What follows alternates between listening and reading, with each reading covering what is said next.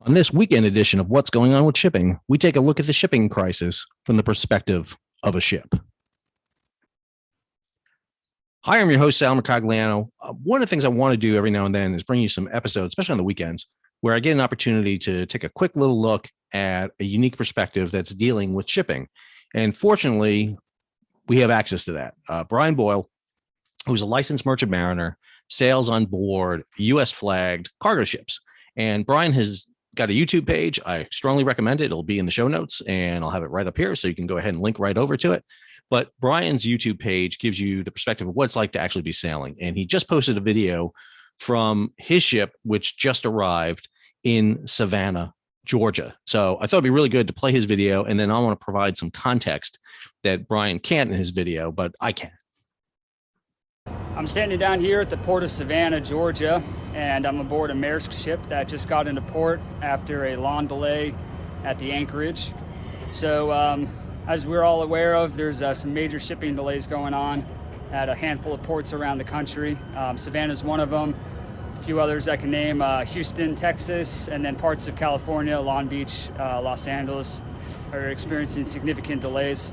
So there's a few reasons why we're experiencing such major delays right now. So I'm going to stop for 1 second because I want to go back to something that Bryan just talked about, and that is the delays in ports that we're seeing. So if you come on over to, of course, our favorite site, Marine Traffic, the ship that Bryan is on, which he doesn't mention, but it's the Maersk Pittsburgh, because that is the one U.S. flagged Maersk vessel that's right now in Savannah.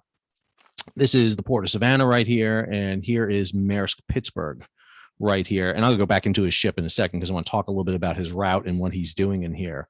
But one of the things that he did mention here was the fact that basically that the ship has been experiencing a lot of traffic, which is exactly true. So if we zoom out here, let's go ahead and turn that Maersk Pittsburgh off, go out here to the anchorage, you'll see this is the anchorage off Savannah. We've been talking nonstop about anchorages off LA and Long Beach, but as you can see right here, Savannah has an extensive anchorage too. There's a long wait to get in. Savannah is a big developing port that's going to eventually become akin to LA and Long Beach for the Southeast. Maybe not as big because of the terms of containers, but he mentioned the delays here at Savannah. If you zoom out here a little bit, we're going to head up to New York, New Jersey, the other major big port. This is in the Northeast. Not as substantial a delay. You'll see a couple of vessels here at the anchorage right now waiting to get in. Coming in, you'll see vessels coming in and out of New York. This is the berth in New York, right here in Newark. You got to come into New York Harbor under the Bayonne Bridge and right into Newark. The other place he mentioned was the port of Houston. And Houston is really the major port in the Gulf Coast area. So if you come in down here, a lot of what you'll see off Houston is tanker traffic. We see a lot of tanker, that's all those reds in there. But if you come into Houston, one of the things you will see is some box ships sitting right here, waiting to get in, a couple of CMA, CGM vessels waiting to get in. So he's exactly right. We're seeing these delays taking place. And Bryan kind of hits the nail on the head there, that we're seeing these traffic delays throughout the region. So let's come on back to Bryan here and go ahead and let him finish what he's talking about. Right now, and it's kind of a mix between an infrastructural issue as well as just unprecedented consumer demand for products, especially coming in from over in Asia.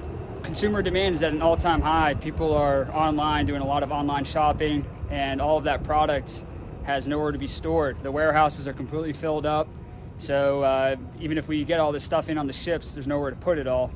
Another issue on the infrastructure side is labor shortages. That's in the ports. It's a huge shortage in the trucking industry, so there's nobody to operate these trucks around the local port area as well as around the cities to get it from the ports to the warehouses or to the So Bryan's talking about a couple of things here. These trucks right here, you're seeing these elements right here. Go back a little bit here for you to see them.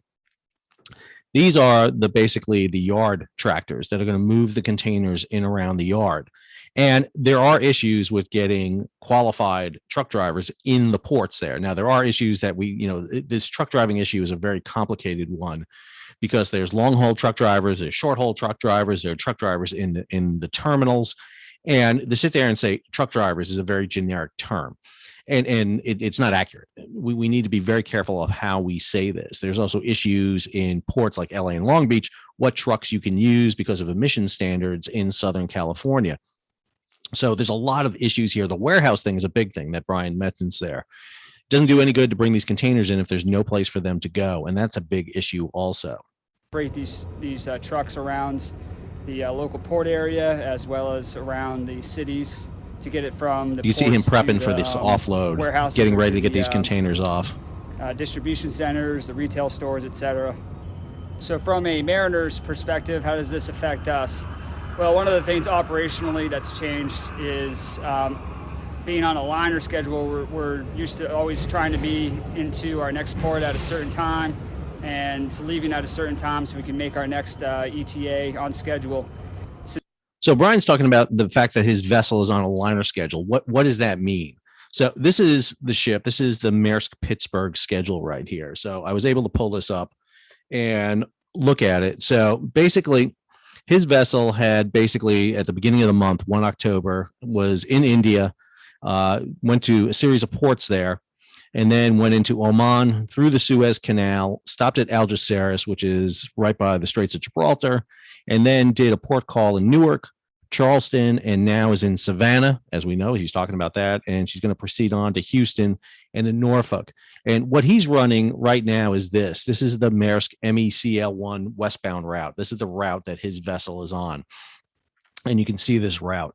So he basically started in Jebel Ali, which is in the United Arab Emirates, went through India to Oman, and then through the Suez Canal and back. And the eastbound route is basically just the reverse. When he hits Houston, turns it around and basically reroutes back around. And this is what we call liner service. Liner service is scheduled service. The vessels make a set port calls, and they're supposed to be at these ports on specific times. You'll notice here that they have so many times and delays here between how long it takes to transit there. So for example, when his ship leaves Houston on day 1 of that voyage, he should have a total of a 46-day voyage until he finishes up in India on that voyage. And one of the things that Bryan talks about here are issues regarding that. So, and I will let Bryan talk for himself. Since ports are so far behind schedule, what they're having us do now is kind of race to the anchorage here in Savannah, or race to the anchorage in Houston, or wherever else some of these ports are having delays. So it's basically just become a first come, first serve type scenario where you get to anchor, you immediately drop anchor, and they put you in the rotation for next ship to come into port. So basically what's happening is a lot of these ships are racing out from, this ship just came from Charleston, so they raced down from Charleston to Savannah and dropped the hook, and I think they sat here for over 10 days. That's not very uncommon for these ships to be sitting at anchor for, almost 2 weeks, sometimes even longer. So what normally would have been a slow steam over from Charleston down here to Savannah, it's not right around the corner. It was now a full speed, let's get it up there, let's get it there as fast as possible to get it in this rotation. So there's definitely an impact from this on the environment as well. We're burning more fuel to get to our next port to put on this list here. Ships are also going to be operating at a much higher speed just to make up lost time. For example, crossing the Atlantic Ocean or crossing the Pacific Ocean. A lot of times. So that issue that he's talking about, I think, is a really important one that kind of gets lost here in a lot of what we're talking about, that the ships have to arrive at their terminals to get in line to get in. If Savannah has a long wait, you have to get there quick to get online. He mentioned the fact that he was waiting for 10 days. That's not showing right now in the AIS. I think he just joined the vessel. So, but the vessel may have been waiting in other areas. She just came out of Charleston. Looks like she departed on the 29th, and she's now arrived on Savannah. So he may just be joining the vessel. I'm not 100% sure, but this is an issue that we're seeing. We're seeing vessels racing around to get to the anchorages so that they can get in line, get in the queue, so that they can basically be offloaded, which is an issue because, again, you're burning more fuel. It means more pollution. It means you're steaming faster, and all the environmental issues that are applicable to that. So let Bryan continue on here. Sometimes these shipping companies, to save on fuel, will slow steam across the Atlantic Ocean or the Pacific Ocean. But nowadays, I believe they're trying to operate as fast as they can just to get back into, or just to save on lost time. So we have higher fuel costs, and of course we have higher crew costs because these ships are taking longer per trip, and a ship isn't making money when it's sitting at anchor waiting to go into port. So you're paying a daily wage, extra daily wages for all the crew on board, extra food supplies, fuel to run the generators when the ship's at anchor. So a lot of significant costs here on the shipping side, and of course, it affects everybody, including the consumer on the end. So I think Bryan's issue here again is really applicable here. All this is accumulating more and more costs, and as the anchorage off Savannah, which is proportionally, if you look at the size of cargo going through the port of Savannah versus LA and Long Beach, it's actually worse. Savannah is actually more backlogged than LA and Long Beach. Doesn't have as many vessels, but it's a significant amount. Again, you can follow that at Georgia ports, and you can see exactly what's going on there. I had to let Bryan do his last part here. And here, who's waiting to get the product in store to buy it, or perhaps a small mom and pop shop that's relying on being able to sell their limited inventory to people and now having absolutely nothing to sell. So we're all in this together. It's affecting everybody in one way or the other, but this was just a little bit about how it's affecting the shipping operations themselves. So I thought that was a really interesting perspective here from Bryan. I really wanted to put it on here because I just watched it and I thought it was really good. That's Maersk Detroit. It's another U.S. flag vessel heading out there at the end of the voyage right there. And I'll go ahead and pull that up here for you so we can take a look at that too. Let me go ahead and get out of Bryan's thing here. Go ahead and hold that off right there. And then let's go ahead and look at Maersk Detroit,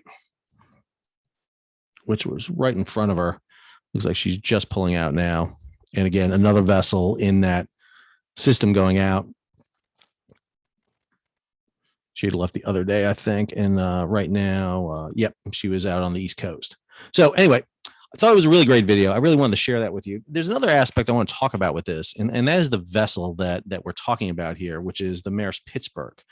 Maersk Pittsburgh is one of 60 vessels that's in something called the Maritime Security Program. U.S. flag vessel, U.S. crewed. It's owned by Maersk Lines, which is a foreign company, but has a U.S. affiliate, Maersk Lines Limited.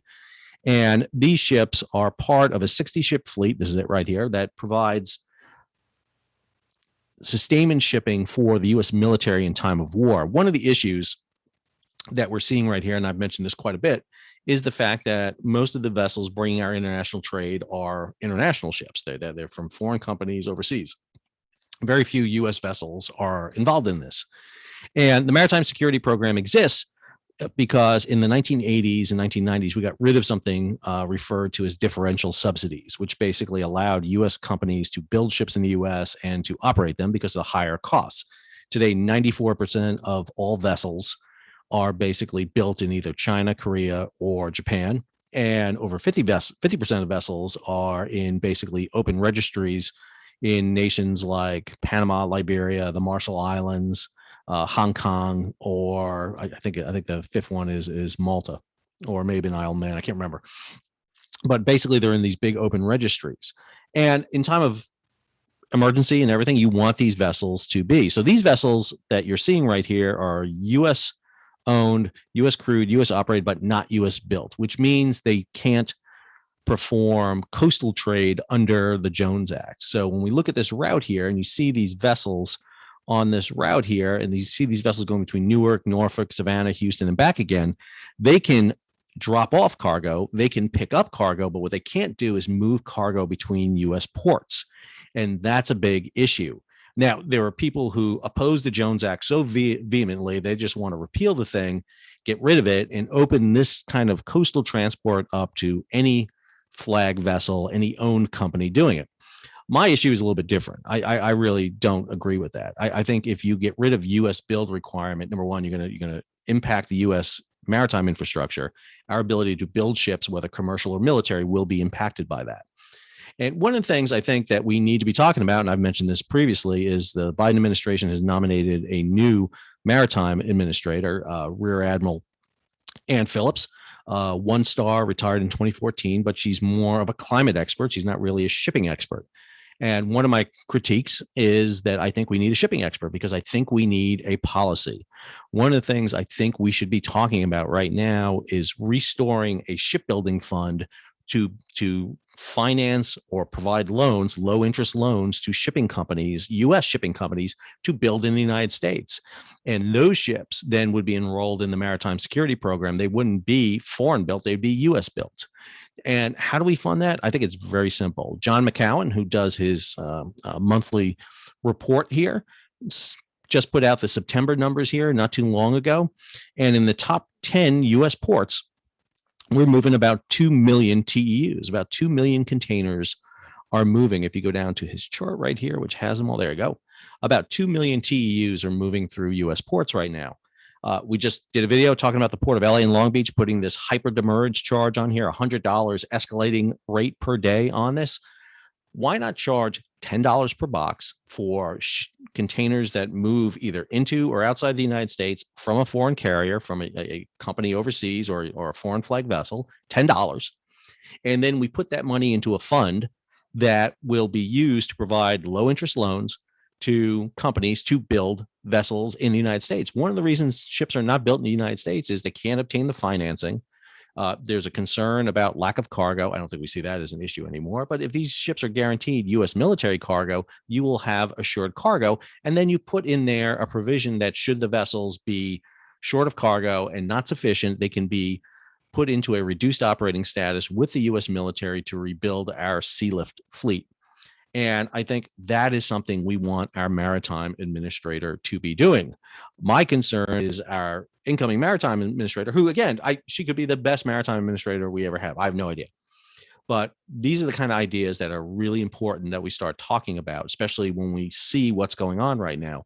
One of the things we're seeing, for example, on the West Coast in LA and Long Beach, is all those shipping containers are coming in. They're piling into LA and Long Beach.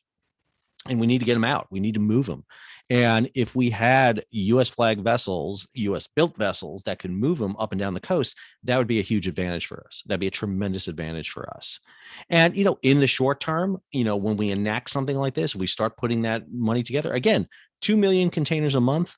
That's 24 million. That's just top 10 ports, by the way. That's 24 million containers a year. You put $10 on that, that's 240 million.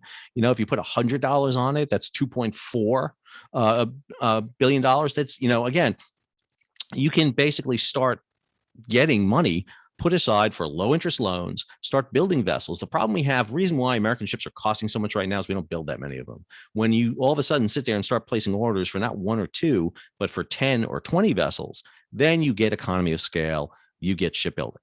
And that's what we need to see come back, because one of the things that we're not talking about here is really our shortage in short sea shipping, moving containers between ports, principally on the West Coast. But again, it'd be great to see U.S. ships back on it. This is an element of sea power. It's soft power, really important. But I want to highlight Bryan's video there because I think he does a great job. He has a whole set of videos. Please go ahead over to his YouTube channel, lock into it. Go ahead, subscribe to it. Subscribe to my channel. Go ahead, hit the bell so be alerted about new videos when they come out. Give it a thumbs up. Leave a comment if you like this or not. I know we got a little bit preachy there at the end, but it's my YouTube channel. I get to say some things I like to say. And again, if you can, and if you at all can, please contribute to my Patreon page. Those of you who contributed to my Patreon page contributed to my new microphone that's in my office at school, working on getting a mixing board so I can do some more interviews and quality interviews with people and bring them out to you. So thanks for tuning in. And on Monday, we'll be having our next edition of What the Ship is Going On, where we recap what's been going on in the news and what's going to be going on in the news over the next week. Until then, Sal, signing off.